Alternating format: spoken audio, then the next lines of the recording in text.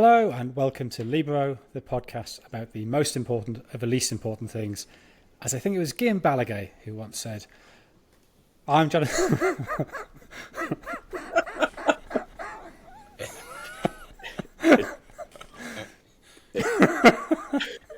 Are we starting with that? Yeah, please do. Yeah. I'm Jonathan Wilson. I'm joined today by John Brewin of The Guardian and Miguel Delaney of The Independent. How are we both? John, you've been at a death metal festival in Norway. Black metal, let's get it correct. Sorry. Yeah, What's the difference? Oh, God, that would take me several hours to explain. But Please don't. yes. Black metal more feeds on, I think, the sort of Norse legend type of thing. Various incantations to the devil and stuff like that, and the Norse gods, and all vocals are sort of gruff, like that. That's how you sing, and sort of. There was a girl rock band from Sweden who did a cover of Patti Smith's "Because the Night," which is very nice. So it was a great weekend. Bergen is a lovely city. Actually, if you go to these things, you won't have a friendlier crowd than you do a Norwegian black metal. Honestly, so there you go. Good. And Miguel, you're back in Dublin, so I presume you've been drinking a few pints of the black stuff, chasing horses through council estates, and playing the ball in behind the fullback to put them under pressure. None of that yet, actually. I am actually a mere 500 metres from the service station that I worked in as a youth, where my co-worker, Michael Clerkin, if he's listening, he was actually big into the music that John has just described. I remember coming in for a 7 a.m. shift at one point, as I had this, like, I had a headache, obviously, because it was so early, and this sort of stuff was blaring out at 7 a.m., like, extremely loudly. I think the band were called Nile, I remember, and he was playing a song called The Black Seeds of Vengeance. So... Pretty typical stuff, yeah. And I think our boss, who was a very gruff man from Belfast, big Celtic fan, he came in and immediately turned that shit off. It was quite quite Fergie-like. And the seeds of vengeance possibly are coming to Pep Guardiola. And that's who we'll be looking at today. Seamless. Asking, is he finished? Before we get to that, though, can we remind you, please, to rate, review, and recommend us? Subscribe, comment, tell people all about. Subscribe, comment, tell people all about us. Jack last week made his intro all about him and what he'd just done, going to Oasis. Well, I went to see The Third Man at the BFI on Sunday, so I'm similarly going to draw inspiration. So maybe you're at the cinema waiting for a film to start. Maybe you're queuing for a sandwich at Benugo, or possibly you're making your escape through the sewers of Vienna. But whatever you're doing, please turn to the person next to you and say, make the time pass quicker by listening to Libero, the greatest football podcast, apart from the other ones I'm on, which are also good. Anyway, Guardiola. I suppose before we sort of get into this issue of where is he in his career arc, we probably should set him in the appropriate context. So it seems to me that, I mean, he's obviously one of the great coaches, but probably from a tactical point of view, the most significant coach since Johan Cruyff. Is that fair, Miguel?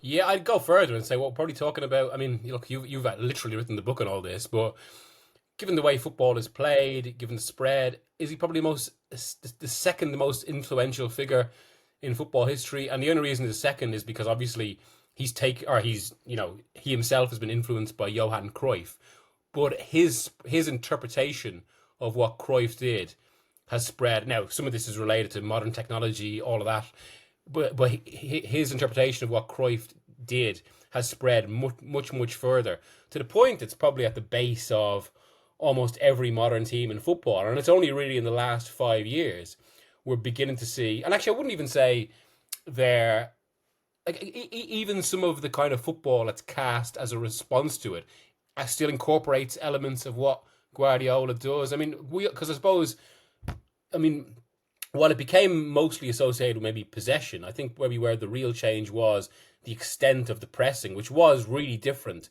when Barcelona did it in 2008. And that is really just everywhere in football. That, I suppose, and playing out from the back, particularly through the goalkeepers, which now sounds almost like as if I'm taking the piss there, but I'm not. It's Yeah, well, it seems to me, I don't know if you'd agree with this, John, but he comes at a key moment in 2008. And think we touched on this in the Mourinho podcast last week, that you have that period of quite attritional football, quite stringent football of Mourinho, of Rafa Benitez, of Greece winning the Euros. And then from 2008 onwards, it's partly to do with pitch technology that a player doesn't have to think about his first touch, it's almost automatic. The game can become much more about the manipulation of space, using possession to create overloads. And he arrives at exactly the right time to take that forward. Plus things like liberalisation of offside, so the effective playing area gets bigger, plus a crackdown on intimidatory tackling. So he's not just a great coach, but he's very fortunate that his ideas happen to come at exactly the right time when they can spread to their maximum. Yeah, and the thing is, when Pep arrived in that summer of 2008 as a coach, the style of play that Barcelona were playing wasn't unfamiliar. It was just a more pure form of the Barcelona play that you'd seen maybe under Rijkaard, that you'd seen under Johan Cruyff, not that long before.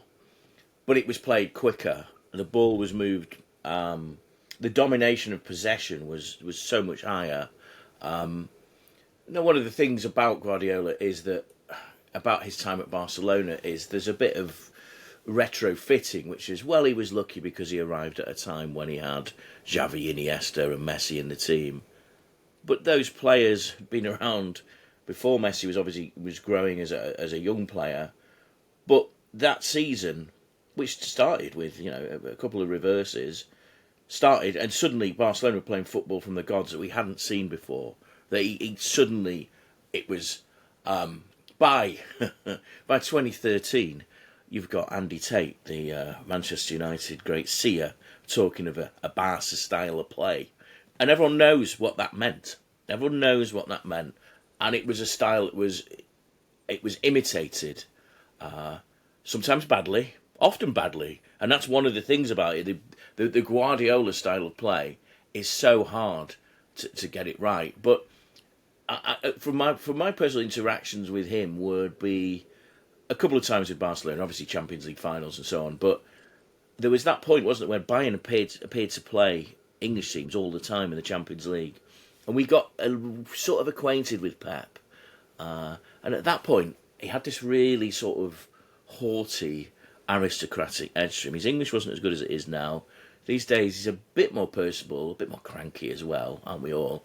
But he just had that sort of, special gift, this sort of genius being placed in front of you. And of course, he looked very different to quite a lot of football managers of the time. He's well dressed. His clothes were. I remember being sat with Sam Wallace from Daily Telegraph, and he said to me, "Look at that pair of shoes there. They cost $300, and they look like a pair of Converse to me." But the expensiveness. The guy had style, and then of course when he came to City that first season, it didn't go so well. And we talk about goalkeepers playing from the back. Claudio Bravo, remember what a call celebre that was, over Joe Hart. And he was going against us in English football. And again, I was at the game of what's his tackles? I don't coach tackles. This incredible... And at that point, there was almost this pride that, Guardiola's gone around the world, with Barcelona and Bayern. He's going to find it much more difficult in the Premier League. This is the real test of his talent. Well, within a year or so of that, he was collecting 100 points, and Manchester City absolutely dominating, and the influence from there has grown and grown and grown. But I suppose the question we're asking is, has he waned now? Yeah, and I think that's important. You've alluded to two separate moments there, but I remember, first time I saw that Barcelona live was, I think, that semi-final where they beat Chelsea, where they're actually a little bit fortunate to win. I mean, I know Chelsea will bang on about the penalties they didn't get, only one of which was a penalty, incidentally. But sure, they should have had that penalty. But it still relies on, if the Barca to get through, it still relies on Iniesta to smack a shot in the top corner from 25 yards. But then that final against United, it was like seeing something completely new. Yeah, obviously I've read and written a lot about tactics, And you hear about when Ajax first started playing total football, or when Italian teams first started playing Catenaccio, or when the Soviet teams turned up playing Pasavoshka. I mean, just a shock that people felt of, hang on, what's this? This is not what we used to. And I assumed, because football's such a mature sport, that I would never witness something like that. But that Barcelona, it was that. It was just watching something. I could not believe football could be played like that. And I think it's very easy to forget that. And then I think the point you make about the transference of that to the Premier League, and okay, it took a season, but that second City season, there were times when they were playing football, possession football, and you weren't just thinking, well, how do you ever score against this? How do you ever get the ball off this? How can you get the ball and play 5 passes in a row that might create something? And I think it's easy now that he's been in the game been coaching at the top level for 17 years. Or sorry, he's been coaching for 16 years, but it's 17 years since he began. Now that he's been in the Premier League for 9 years, it's easy to forget just the shock when you see it for the first time happening in front of you, Miguel. Yeah, and exactly that. I remember, partly because of that Chelsea semi-final in 2009. And to be fair, the legacy of all great teams usually involves sudden victories against the odds or in controversial circumstances where a late goal kind of adds to their mystique. But partly because of that, I remember going in before the 2009 Champions League final, which is my first final. And there was a little bit of an undercurrent about how United are probably the favourites here. They're going to do them. That they'd won the title. They're a better side than Chelsea, and then they just couldn't get close to Barcelona. I remember very early on in that game, Michael Carrick kept looking to the bench because he just didn't know where to move because they couldn't cope with the trio. And it's interesting, even the year before, Ferguson referred to the carousel in Iniesta and Xavi that kind of Guardiola took to other levels. Then of course 2 years later, Ferguson was talking about before the 2011 final about how he admittedly made mistakes in 2009, but he was going to solve them. And then of course, I mean, that is, I'd say, in club football, the most complete performance. It was only 3-1, the 2011 final, but in terms of the feel of the game, it was almost like a 7-0. Just like it was so dominant. This isn't not quite a regret, but I always think in these sort of things, and when you, as a journalist, and you want kind of the narrative, and I always feel like a little bit of it's a shame that Barcelona, because they were so good, they didn't do the 3 or 4 European Cups in a row that they probably should have, just to kind of, so their exact quality was appropriately recognised by the record. Because they were better than the Madrid team that won 14-16, and it was 2 freak games, the Inter semi-final, 2 brilliant freak games that were obviously the 2 opposition sides kind of raised it as well. But the 2010 semi-final against Inter, the 2012 semi-final against Chelsea, that both went to the wire, and both kind of like that was what denied them, which almost kind of speaks to their greatness as well. Yeah, I remember being at Wembley that 2011 game. I think first time we met actually, Miguel. That afternoon, and I was sat with your colleague Richard Jolly, and Barcelona, funny enough, it took a while for them to get going in that game because obviously Ferguson had decided that he was going to, press them in the English style as you would do, or get after them. But after about 10 minutes, I turned to Richard and just said, "Oh no!" No way. They suddenly got into this rhythm. It was a rhythm that I got used to from watching the Spain team at the World Cup the previous year. But it's that with an extra turbo boost of the attacking players that they had, and that was Pedro in that team, wasn't it? And Messi, and they were just obviously Messi, just incredible. And the post-match with Ferguson afterwards, he's just like, they're the best we've ever played. There was no sort of hard luck story or anything like that. And the thing is, you someone like this is part of the Guardiola arc, isn't it? That with Ferguson, it felt like he took on all comers and beat everybody till he got to the end of his career. He did Liverpool off their perch. Arsenal, Chelsea, even the early City team. Eventually, he got the better of them. But with Guardiola, it felt like he arrived perfect, and it stayed that way for such a long time. we've seen what it's taken out of him. I mean, you mentioned, Jonathan, that there was a year missing, and that's the year that after the Barcelona experience, where he essentially drove himself to the point of despair and moved to New York, where, by the sounds of it, he played a lot of golf. A friend of mine used to see him down a golf store down there, over there, and he spent a lot of time knocking around with people at the top of their trades. You know, it was like there's this the guy from El Bulli, wasn't it? The chef, and Gary Kasparov, down those sort of high class New York members clubs. You know, that he was almost intellectualizing himself. You know, from being a football guy, because the thing about Guardiola is that one of the things, that haughtiness that he has, is that he had been a top player. He hadn't been like the world's best player. He'd been the key player in a Barcelona team.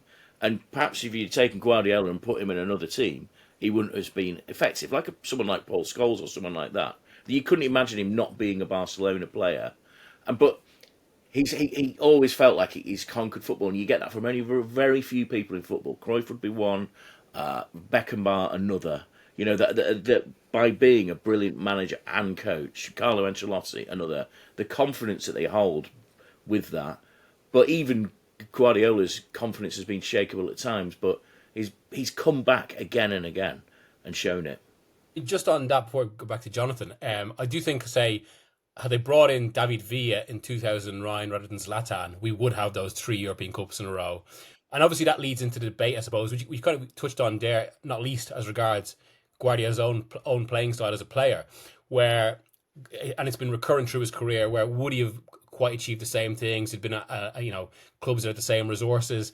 And I don't want to say that's the wrong way of looking at it, but I think maybe I would go almost in the opposite direction, where, yes, he had all perfect ingredients at Barcelona, but he understood them and what needed to be done with them more than anyone else could. And I think it's indicative that Barcelona, other than one season, have never reached the same heights since, and that was 2014-15, and that was obviously Luis Enrique built on what they had before. And it's the only time they've come close. I mean, arguably surpassed, some people would say, but it's still the core of what Guardiola did. And I think that's the same thing. Like, look, we'll always, until he maybe does drop down, we'll always have this debate about what he could have done with kind of lesser resources. But I think if you're talking about a player to take, and this comes back to the intellectualization point, if we're talking about someone who you really want to maximize the most sophisticated elements of the game, this is the coach to do it, basically, that he can. And hence he can kind of, I suppose, he's had the greatest impact. And like, we have this running joke that maybe we should deliver to the public now, I suppose. I think it's a John Brewin original. Any time when Guardiola had one of those starting 11s in Europe that didn't quite work out, it was the El Bui special, that he was experimenting with the form. Well, yeah, it became too easy for him, didn't it? It was like, actually, do you remember there was a time, back to the Barcelona game, where he tried to play 10 midfielders just because he could? Yeah, because there was a point where he was so ahead of the game. It's not quite the same these days, and maybe this is the point of what we're going to talk about, is that staying ahead of the game for that long is so difficult. I know you talked about it in terms of Jose Mourinho, Jonathan, and he has managed it, but yeah, there was a point where he was so far ahead of stuff that, you know, some of those Bayern Munich games where you're playing, you know, where they absolutely strolled to the league, he must have been playing stuff for laughs almost, you know, chatting to his coaches. Let's withdraw him and play him now. It was too easy at times. I think this point about where is he in the arc, I mean, the reason why we're talking about that today is he gave an interview with GQ, really interesting interview, I think, where it came out last week, and he said that when he finishes with City and his contract runs to 2027, so 2 more seasons before that contract's up, he will take a break. It was widely reported as him saying he would take a 15-year break. What he actually says, I'll take a break, maybe it's 1 year, 2 year, 3 years, 4 years, up to 15. But he's going to take a long break. And the thing that struck me about that interview, it's not the specifics of how long a break he's going to take, it's the fact he's clearly relishing the prospect of having a holiday, of taking a break. And I think this could go one or two ways this season. So it would, if were I a City fan, which I think it's been fairly apparent over the last few years, I'm not, but were I a City fan, I would have ripped up my season ticket in disgust years ago. Were I a City fan, I'd be concerned about that level of weariness. At the same time, I mean, this point you make, John, about him almost sort of inventing intellectual challenges for himself. He obviously wouldn't have put himself in this position, but now he is in this position of having to rebuild. Maybe that will stimulate him again, and maybe he will find a new energy. So, Miguel, where do you see him on the arc after 17 years after he arrived at the top level?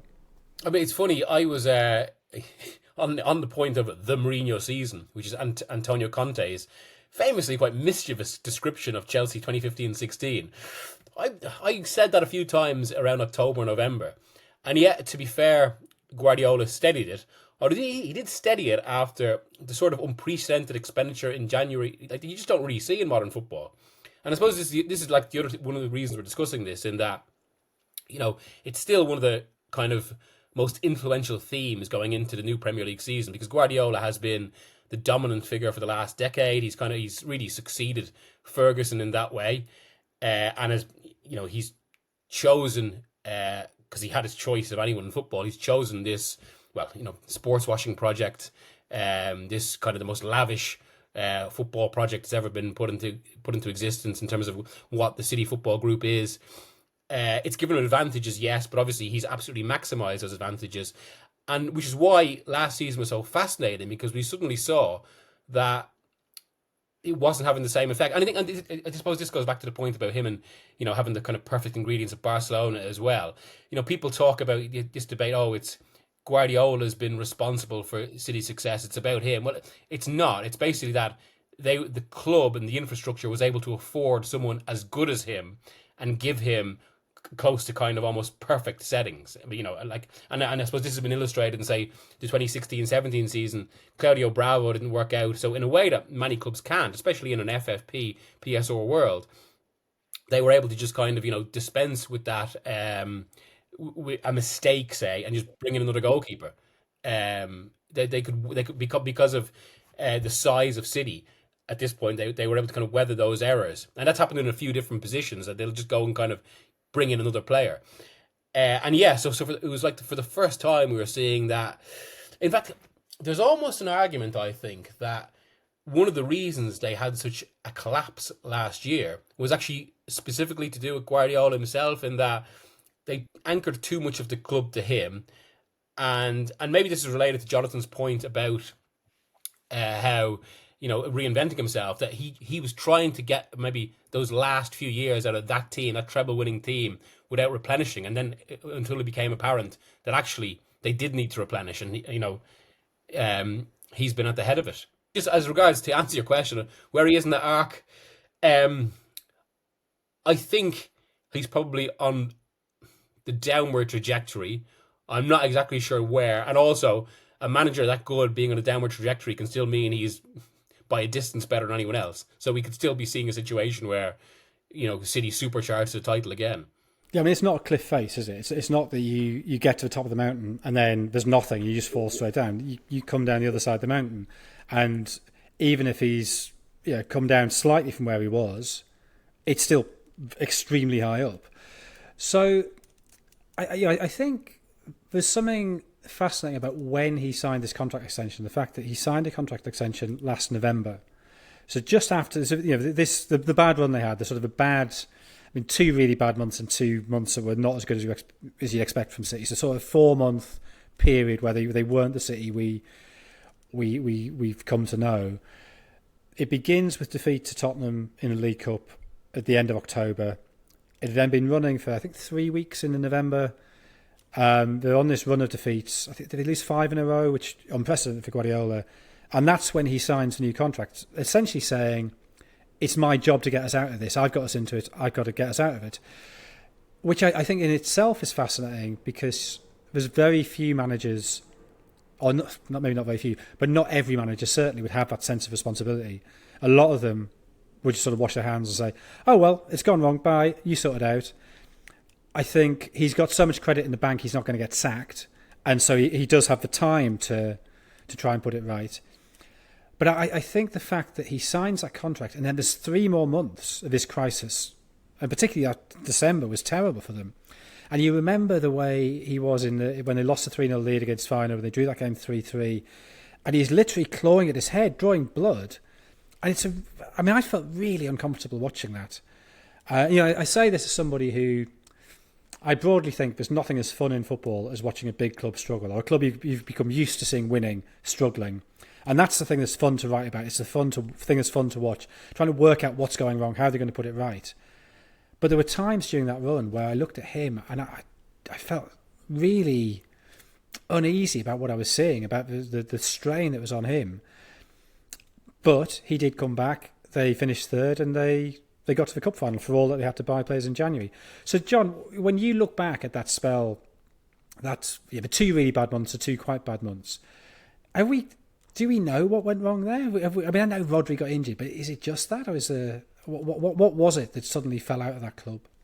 Well, Rodri's obviously the key point, but I was at the Bournemouth game, in fact, so the first Premier League defeat, and they were beaten by a team who played the Manchester City style better. Yeah, the pressing game was done at absolute warp speed by Bournemouth. A team with actually very few players. They only had 12 players or something, but they just absolutely blitzed them. It looked like the end of Kyle Walker's time at Manchester City, and so that's pretty much proved. Pep did that thing after the game, that sort of thing when he's like puffing out his cheeks, wow, guys, talking about Bournemouth, and threw it to the credit to Iraola, as he often does to opposing coaches. But yeah, that was a day where Kyle Walker, I suppose, was symbolic of the team creeped with age. What Miguel said before was right, that they thought, or some of the decision makers at City, and Pep Guardiola will lead those, thought that they had enough to get through another season. And maybe the fact that Klopp wasn't going to be around made them think we could probably get away with this for another year.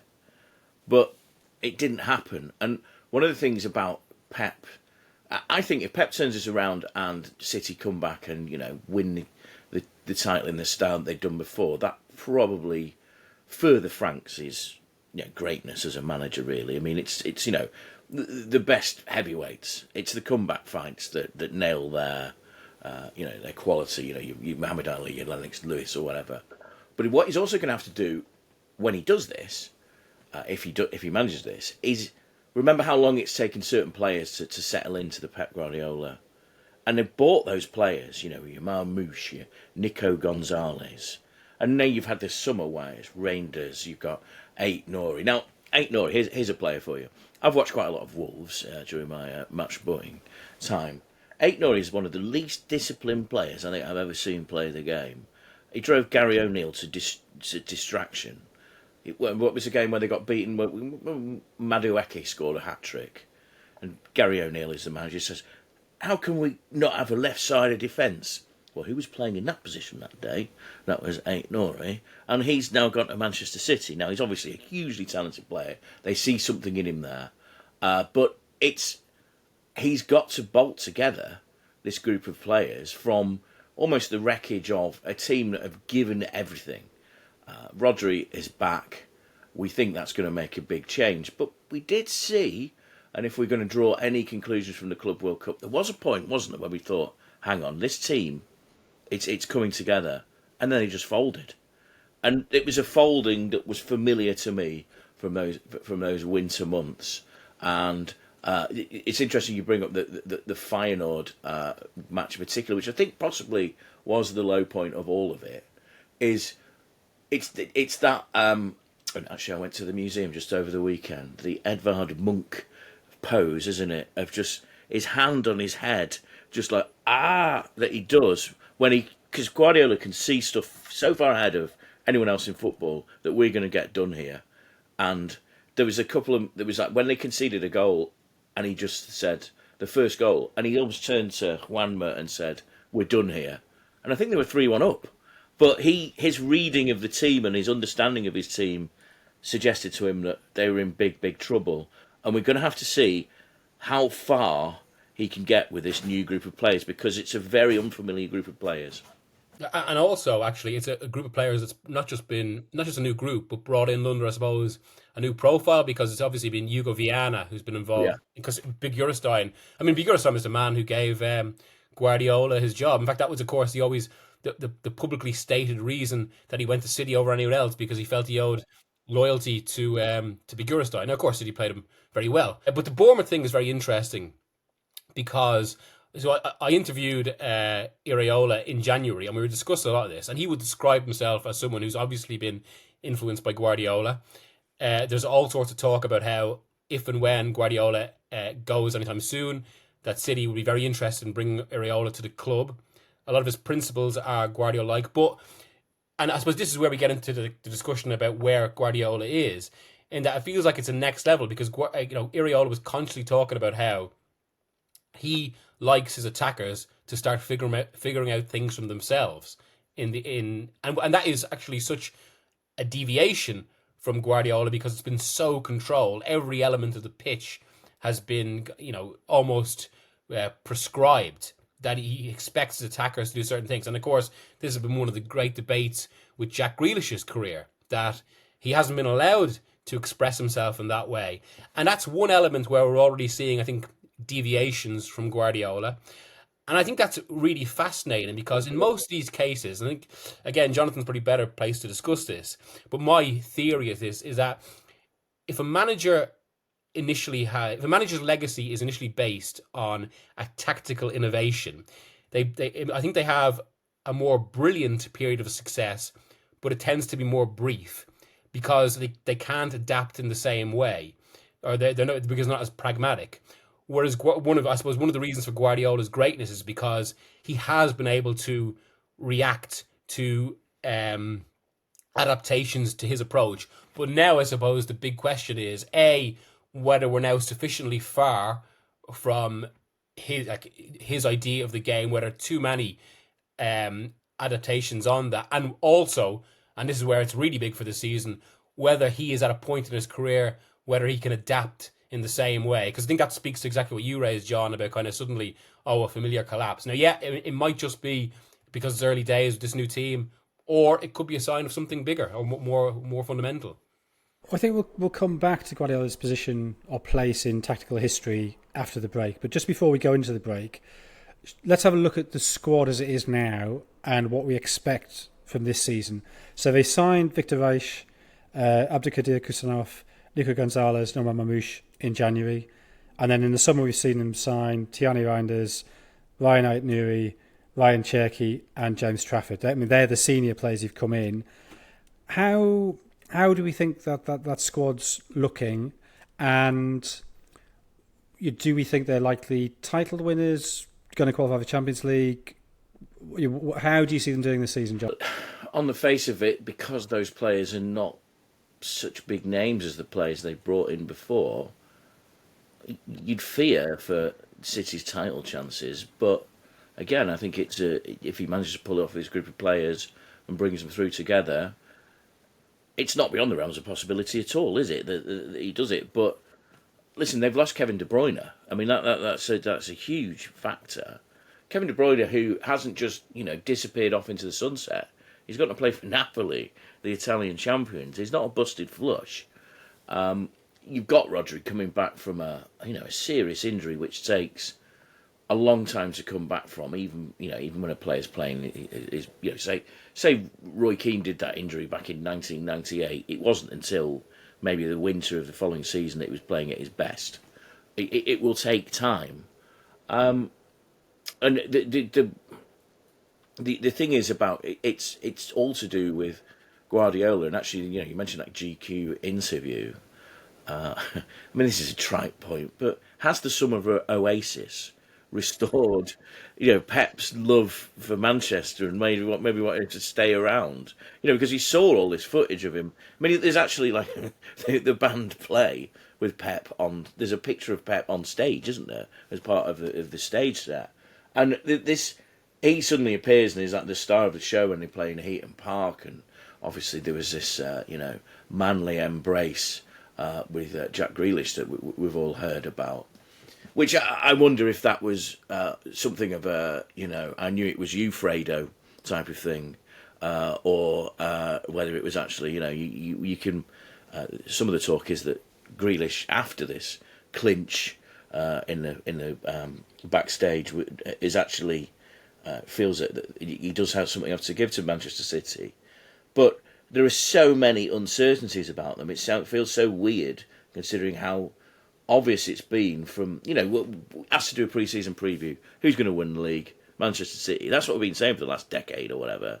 Yeah. Now you can't say that. There's so many uncertainties, and much of the uncertainty comes from that sudden collapse. If there's a manager that can turn it round, well, it's Pep Guardiola, just as Jurgen Klopp did, because Liverpool would have these sudden mid-season collapses and then they'd be back and at it. And you've got to wonder whether Guardiola can do that, because this is it. His career has been almost near perfect, beyond your Champions League semi-final reverses, whether he can come back from that far behind. And the FA Cup final is one of those games that makes me think, perhaps not, because that was a defeat that was... I mean, listen, Palace were hanging on for grim life, but it seemed almost comfortable in a way. It felt like they could do it. It didn't feel impossible. It wasn't a shock.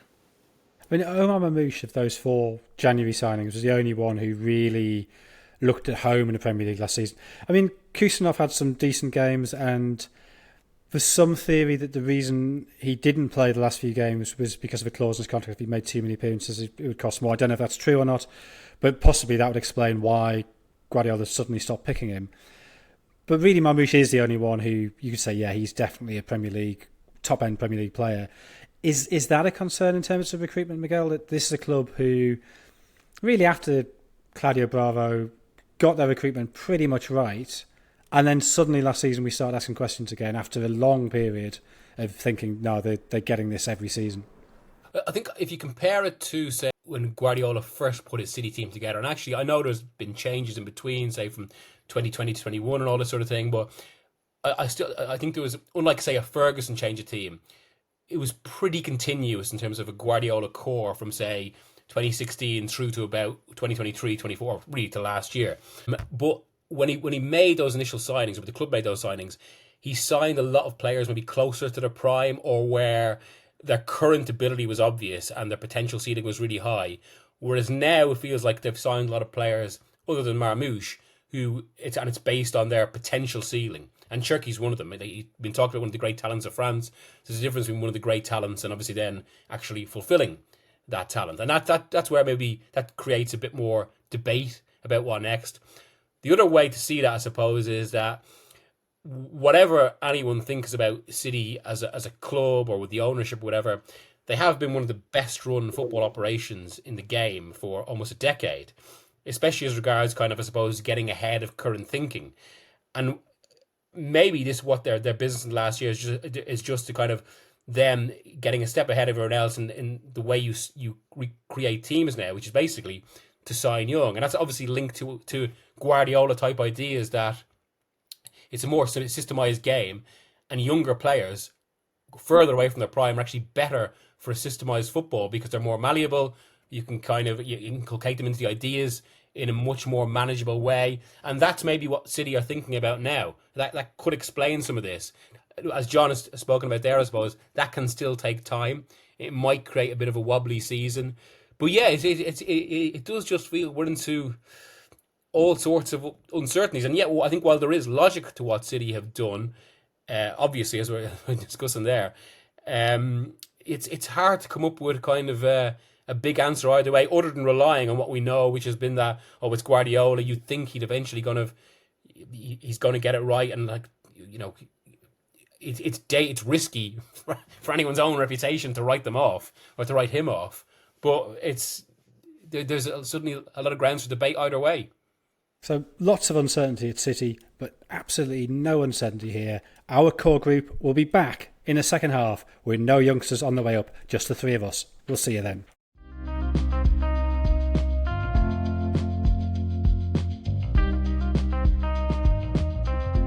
Welcome back to Libero. It's still me, Jonathan Wilson, with John Brewin and Miguel Delaney. We're talking about Pep Guardiola, where he is in the arc of his career. And I think possibly it's worth explaining why we're talking about the arc of a manager's career. We mentioned this on Friday when we talked about Jose Mourinho, that he won his last league title at Chelsea 12 years after he won his first at Porto, but probably he was just on the way down by then. And I know, Miguel, we've both written a lot and talked a lot about this idea that at the very highest level, as a rule of thumb, so it's a rough guide, it's absolutely not sort of guaranteed, but as a rule of thumb, at the highest level, managers have about a decade. So why is it that time is so seemingly short? A manager can have a 30, 40-year career, but it tends to be 10 years at the very top. Why do you think that is so comparatively brief?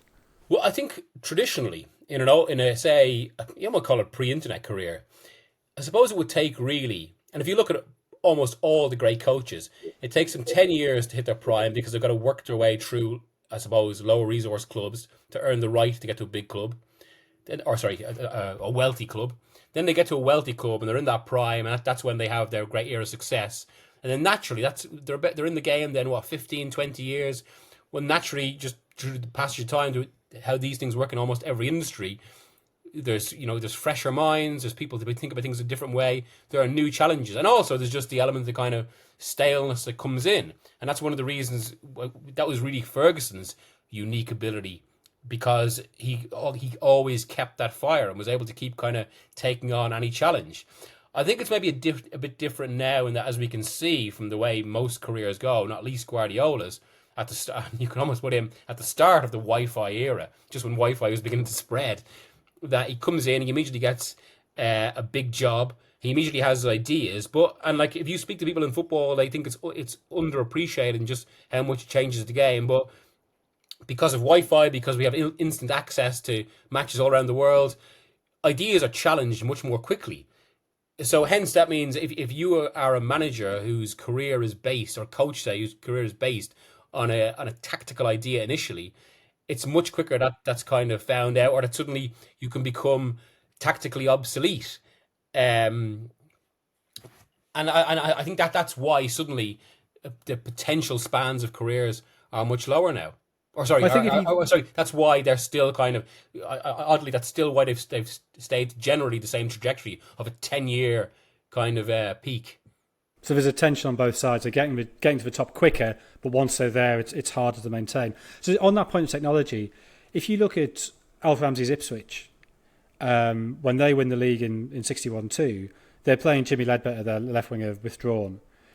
And it's not televised. It's not a match of a day. So yeah, sure, you can send a scout to a game, but you're not able to play it back over and over and over again. You haven't got 20 different camera angles. You haven't got data to prove this.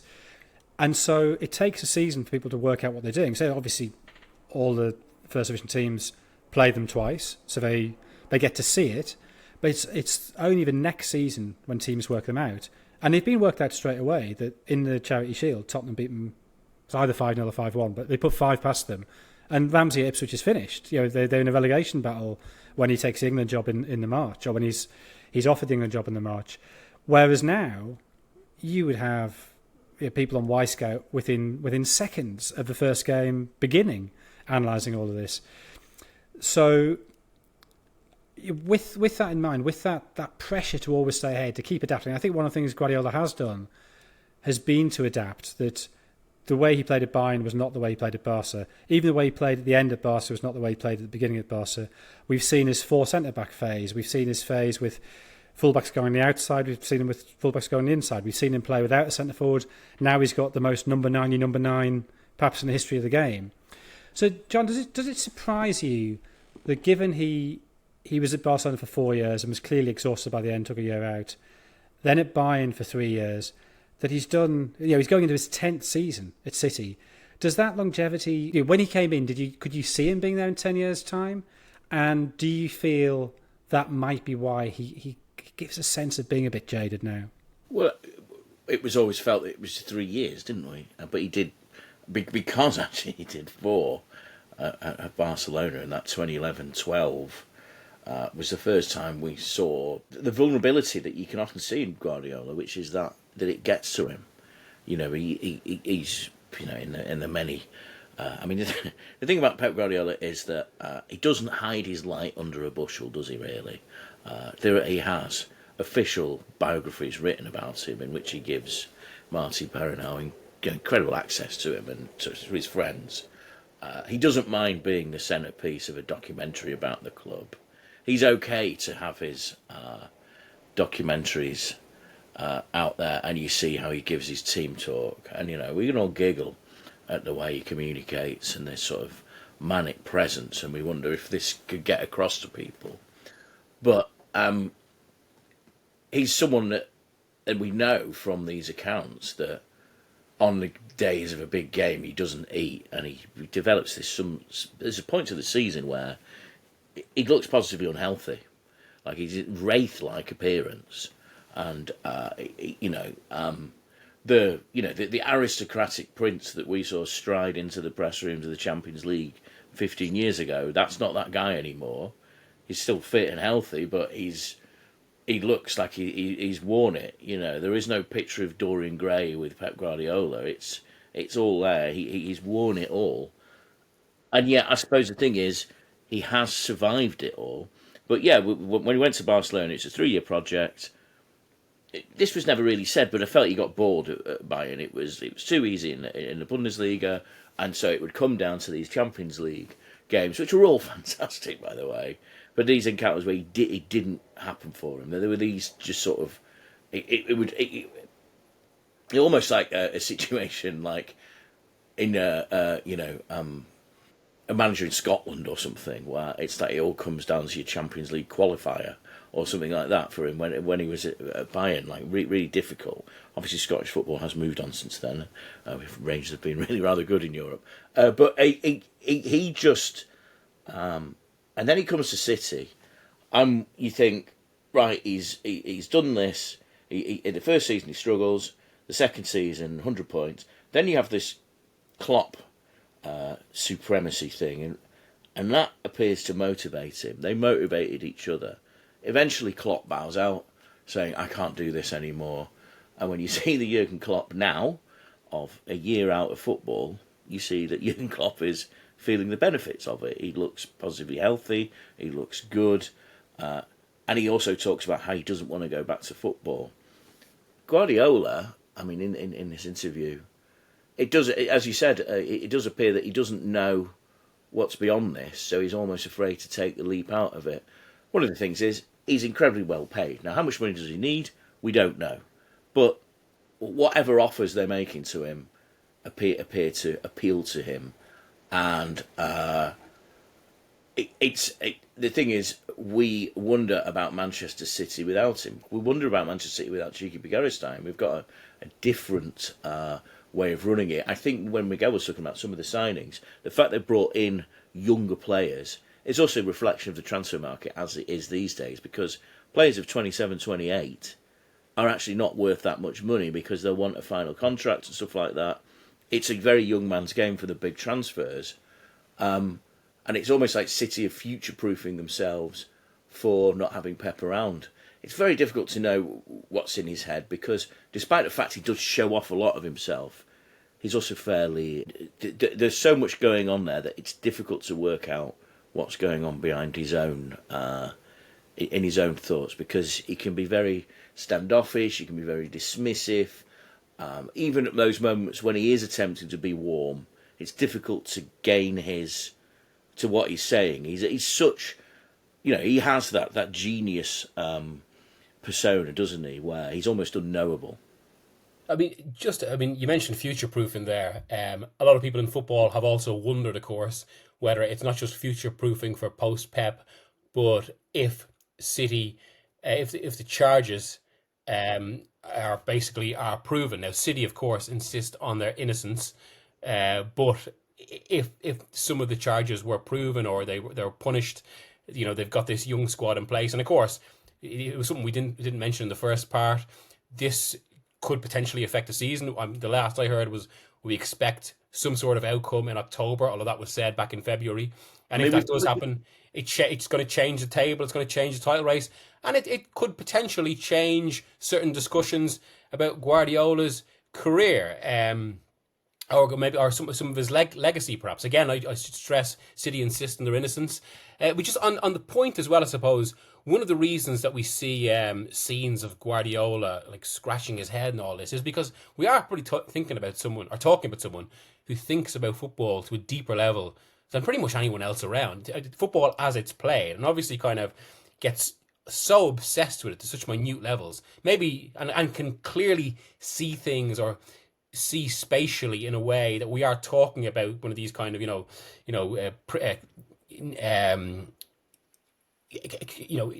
genius mindsets in terms of this specific field.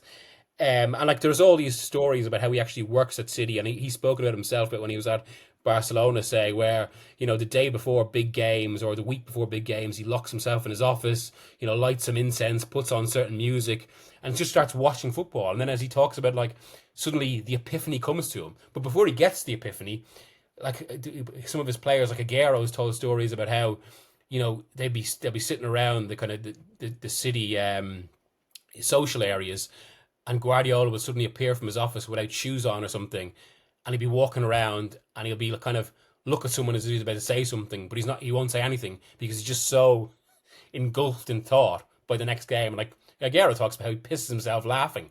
And how does he have, then Guardiola goes back into his office and it's back to this until he comes up with this idea that no one else could have foreseen. And I have to say, when I do hear stories about that, and maybe this is something we as football journalists shouldn't think about too deeply, should this sort of genius been directed down areas that are more beneficial to society? Who's to say? Talking about geniuses who think about football on a different level to the rest of us, Lyle Taylor this week, we saw on TalkSport being very critical of Pep Guardiola. Now, this I think is sort of a tabloid radio gobshitery, saying that Guardiola has ruined football by being the most successful manager in the last 20 years. But is there a germ of a point there that not so much Guardiola, but those who have followed him and perhaps followed him imperfectly, in the same way people blame Alf Ramsey for those who followed him imperfectly, the same way people in Argentina blame Marcelo Bielsa for those who followed him imperfectly. Is there something about that possession-heavy football, the caution, the obsession with not giving the ball away, the obsession with playing a high line? Is there something that has become distorting about that, do you think, John? I mean, you're a famous Get It Lunch man. You and Lyle Taylor, Bees in a Pod. It's an ironic thing. I do actually like good football, but it's made me laugh over the years, and some others occasionally. So there you go. But I mean, actually, we can possibly draw more music analogies here. Is that you have this idea of landfill indie, of these bands that are just sort of haircuts and copy, the original indie styles. That you basically got landfill Pep all over the place. The people just cheap, nasty copies of Pep, trying to do it without the inspiration that he has, without the genius that he has. Go on, name names. Well, I mean, we're speaking after Rangers got off to a poor start to the season with Russell Martin. Now, Russell Martin is a decent man and is trying to do things his own way, but there are these sort of evangelists for the game when it probably isn't possible with quite a lot of footballers to play that game. That there is, I mean, someone who actually is now a reasonably successful manager attempted this in the Premier League. Vincent Kompany, a disciple of Pep. Burnley in the Premier League were, awful for quite a lot of that season. Yet he somehow got a job at Bayern. And the funny thing is, one of the reasons he got the job at Bayern is because he played a Pep style of play, and they thought it's easily transposable. But it's not transposable to a certain level of football and certain level of clubs as well.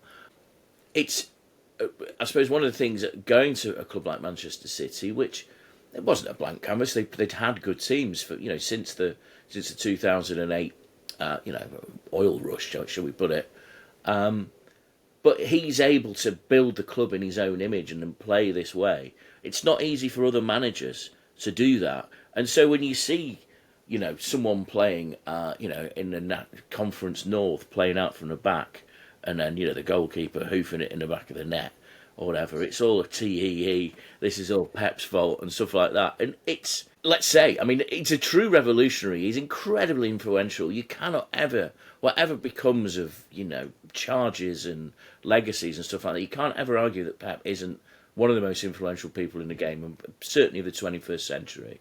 There's no doubt about that. But there are a lot of pale imitations out there, and hilariously so at times. So it's interesting there, John, you use the word evangelist, you use the word disciple, and there is a quasi-religious dimension to this. And Yes. I think that's one of the things a lot of people find quite off-putting. This might not entirely be fair when we talk about Guardiola, but Xavi, I think, certainly falls in this trap of suggesting there's a moral quality to this type Yes. of football. Yeah. And I think that's why people found that Barcelona and find some of those who've come out from that Barcelona and those who followed them, that they find them slightly dry, slightly sanctimonious. Is that fair, do you think, Miguel?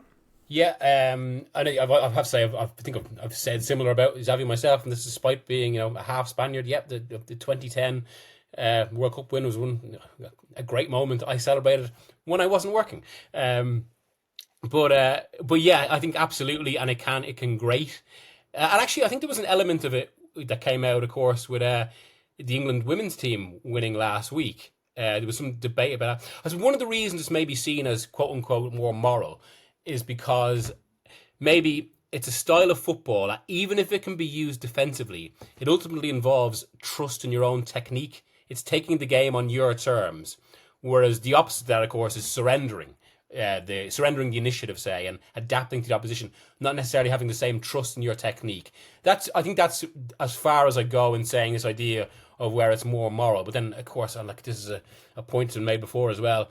It's amazing to talk about or imply a morality in football if you're working in Qatar, say, or being a kind of talking about how great the Qatar World Cup is going to be, as Xavi Hernandez has done. But I think there's another side to the influence as well. And this is where I'm going to use a different analogy to Indie Landfill. But it's because it's 2025 at the moment, and I've bizarrely been reading a lot about the creation of the atom bomb. But more so I shouldn't laugh maybe. But basically, essentially, as a point is repeatedly made, once you have the bomb, everyone has to have their own. And I do wonder, as an element of this in this style of football, because it does become kind of an arms race. So if you don't do certain Guardiola principles in the modern game, you're going to get destroyed. And I think it's why you say Spain and Barcelona struggled for a few years against that kind of Mourinho, Switzerland 2010, Chelsea 2012 approach, where if you sat deep against them and frustrated them, it was basically the template to play. But I think as the game became more intensive, as pressing spread, as players started to run maybe I think it would be 1-2 kilometers per game more, that can't work in the same way because that defensive approach eventually gets overrun. And I think there's an element of that in why Guardiola football is spread, because basically even if you do obviously have pale replicas, you still need to do the principles, because it's basically a better response than relying kind of old forms. And I suppose this touches on the pod last week a bit as well. It's one of the reasons I think why Mourinho suddenly became tactically obsolete. The thing is, the style as it has evolved, and of course it began with with Lionel Messi and Iniesta. The style has become one of control, and his way of defending and winning matches it is that control thing. And I think that's what a lot of people kick against, because you compare it to the heavy metal football of Klopp or something like that. That's invariably much more exciting to watch, isn't it? The excitement levels are there, and I wouldn't say that Manchester City have won the title bloodlessly. They've had to win some big matches, and particularly those games with Liverpool, which were all-time classics at the time. And they did have players like Kevin De Bruyne, Sergio Aguero. Funny enough, they sign a player like Erling Haaland, who's a almost unique player, and people think that they're boring because they've just added this extra element of destruction to their arsenal of being able to control the game, and then just suddenly just smash through and score goals at will.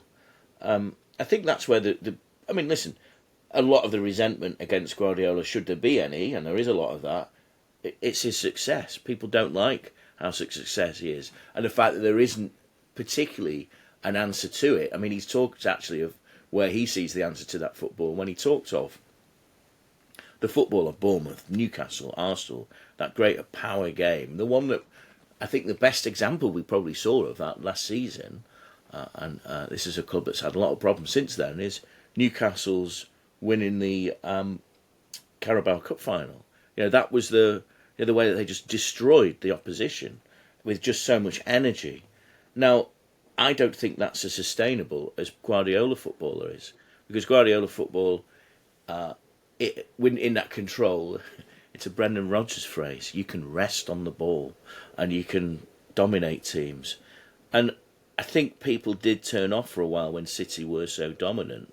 And actually, City not being so dominant and having to fight a bit more, maybe there'll be a bit more affection for Pep. Maybe there'll be a bit more, the comeback kids, they're always much more important. As I said about heavyweight boxers, let's see what we can produce next season, because, as I said, if he does manage to pull it off, we all must bow to the great God Pep Guardiola. And with that thought, let's bring this episode to an end. Football is an arms race. Guardiola is Peppenheimer. We'll see you on Friday.